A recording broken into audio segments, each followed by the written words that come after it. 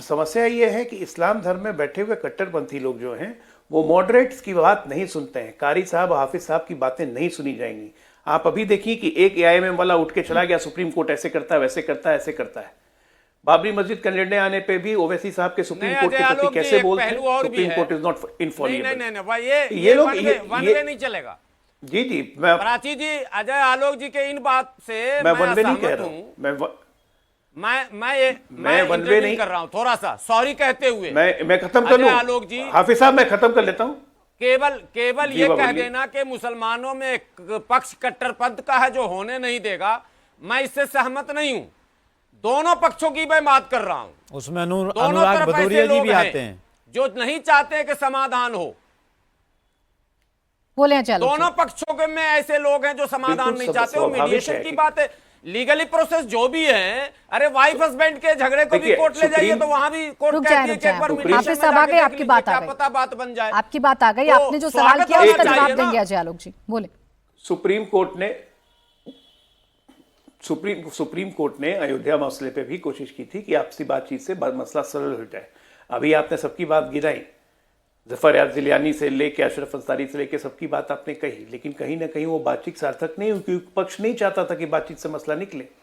आज भी supreme court ये नहीं चाहता है कि धर्मों पर अपना फैसला थोपा जाए। आप समझिए ये बात, न्यायपालिका नहीं चाहता है कि किसी की भी आस्था पे न्यायपालिका का फैसला थोपा जाए। इसलिए वो न्यायपालिका आज की तारीख में चाहती है कि दोनों धर्म के लोग बैठें। मथुरा में जो मंदिर के पक्षकार हैं और मुस्लिम मस्जिद के पक्षकार हैं, दोनों बैठे, आपसी सहमति से एक फैसला निकल जाए। हम इसके समर्थक हैं। लेकिन भदौरिया की पार्टी, AIMM जैसी पार्टी, राजनीतिक दल, आपके कुछ राजनीतिक दल, all India Muslim personal law board, Deoband वाले, ये लोग नहीं चाहते हैं कि इसका मसला निकले। ये बात आप मानिएगा।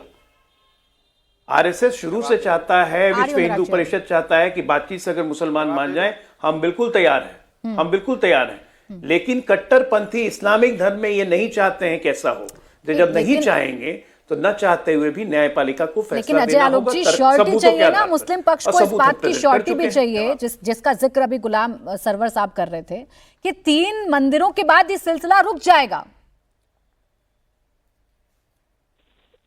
लिस्ट लंबी है ना इनकी।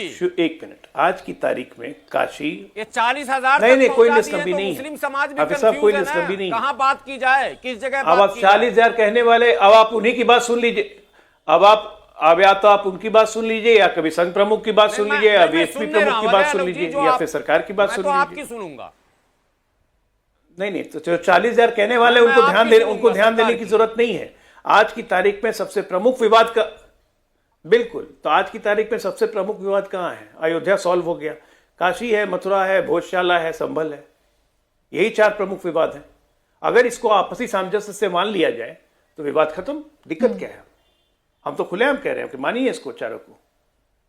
अब अनुराग भदौरिया जी आ जाइए, अब चर्चा चारों को माने, मुस्लिम पक्ष अपना बड़ा दिल दिखाए, कहे कि हाँ ठीक है।